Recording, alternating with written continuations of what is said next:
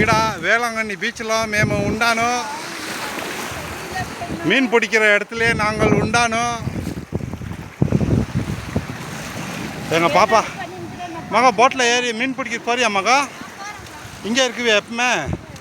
பாருங்கள் நீங்கள் ஏதோ சிப்பி எடுத்துருக்கிறீங்க, ரொம்ப நல்லது. பிடிச்சிக்கிறேன். பாப்பா ஏதோ சிப்பி எடுக்கிறார்கள். மகா முத்து இங்கே இருக்குது மகா, அங்கே இருக்குது பாருங்க மகா.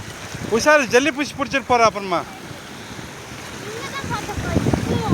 அதுதான் நாங்கள் சிப்பிகளை எடுக்கிறோர்கள். பார்த்தீங்களா மீன் அந்த வேளாங்கண்ணி பீச்சோட இந்த பக்கம் வந்துட்டாக்கா எவ்வளோ இருக்குது.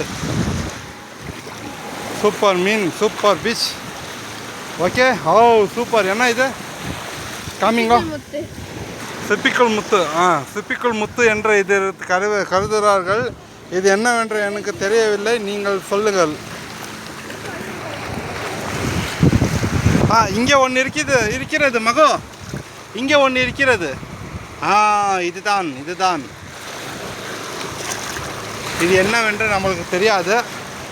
ஆனாலும் ஒரு மாதிரி விசித்திரமான ஒரு ஜந்துவாகி இருக்கிறது. இந்த மகோ.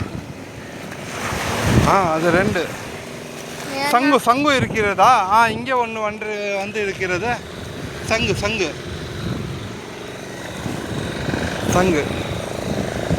சூப்பராக இருக்கிறது.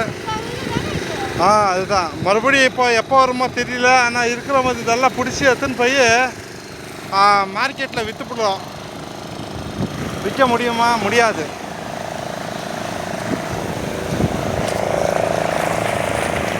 இந்த மது